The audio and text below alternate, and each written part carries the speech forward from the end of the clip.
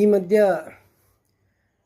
జరుగుతున్న సంఘటనలు, దేశ విదేశ సంఘటనలు, ముఖ్యంగా అమెరికా మన దేశం మీద టారిఫ్, ఇంతకుముందు చైనాకు మనకి ట్రేడ్ వార్ కూడా ఒక విధంగా జరిగింది ఎక్స్పోర్ట్ ఇంపోర్ట్ బ్యాలెన్స్ లోపల.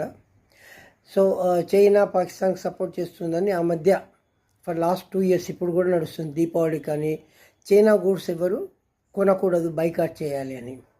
సో ఇప్పుడు సడన్గా ఏమవుతుంది, అమెరికా కూడా బైకాట్ చేయాలని. మన లోపల ఉన్న దేశభక్తి సిచ్యువేషన్ని బట్టి డిఫరెంట్గా మారిపోతుంది. అయితే సరే, అమెరికా వస్తువులు కొనము, చైనా వస్తువులు కొనము, మరి ఇండియన్ వస్తువులను మీరు ఎంకరేజ్ చేయాలని అంటే ప్రొడక్టివిటీ ఇండియాలో ఉండాలి కదా, క్వాలిటీ ఇండియాలో ఉండాలి కదా, దాని మీద ఫోకస్ చేద్దాం. ఏదైనా ఒక వస్తువు చైనా నుంచి కానీ అమెరికా నుంచి వచ్చే వస్తువును అదే క్వాలిటీ అంతకంటే తక్కువ ధరకు ప్రజలకు అందించేస్తే ఖచ్చితంగా మన వాళ్ళు అవే కొంటారు. అంతేగాని ఊరికే బైకాట్ చేసేసి మన మీద ప్రొడక్టివిటీ మీద ఫోకస్ చేయకపోతే ఉపయోగం లేదు. ఆ దేశభక్తి మాటలతోనే ఉంటుంది.